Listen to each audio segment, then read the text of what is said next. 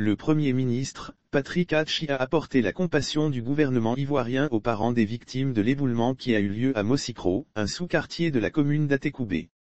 Le Premier ministre Patrick Hatchi était dans le sous-quartier de Mosikro à Atekoubé le jeudi 16 juin 2022. Plusieurs ministres à Mosikro. Le chef du gouvernement a visité les lieux d'un éboulement mortel survenu dans la nuit de mercredi à jeudi.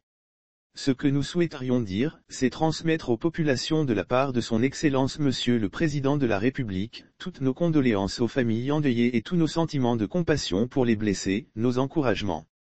Nous allons bien sûr suivre les soins qui leur sont donnés, a déclaré Patrick Hatchi.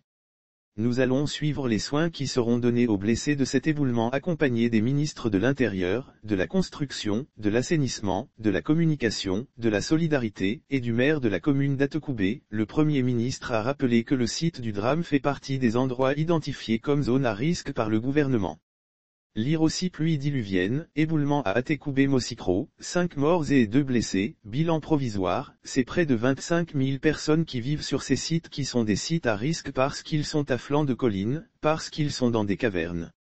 S'il pleut, on peut avoir rapidement des inondations et le site aujourd'hui incriminé était un de ces sites-là. 2,5 milliards FCFA ont été dégagés pour détruire ces sites, pour déplacer ces populations et des actions ont été entreprises, a expliqué Patrick Hatchi. Le gouvernement durcit le ton. Le Premier ministre a précisé que la préservation des vies en période des pluies est une priorité pour l'État.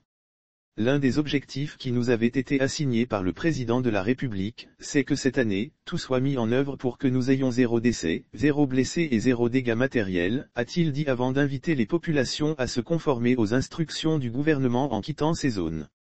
Les populations invitées à se conformer aux instructions du gouvernement en quittant les zones à risque. Patrick Hatchi a indiqué que ces actions sont faites dans l'intérêt des populations qui doivent véritablement suivre les instructions qui leur sont données pour quitter ces lieux qui sont des lieux à haut risque.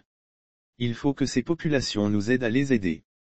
Nous allons continuer d'entreprendre ces actions. Un certain nombre d'actions encore plus vigoureuses avec l'assistance des communes, des maires qui sont impliqués.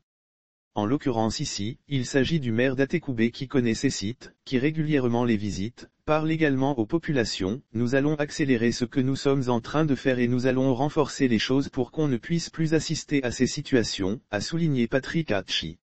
Lire aussi: saison des pluies, les populations appelées à la vigilance lors des 3 prochains jours. À la mi-journée de ce jeudi 16 juin 2022, le bilan provisoire du drame de Mosikro faisait état à 7 victimes dont 5 décédés et 2 blessés. Au moment de quitter les lieux, le Premier ministre, Patrick Hatchi, s'est entretenu avec quelques riverains. Il leur a expliqué une fois encore la nécessité de quitter les zones à risque.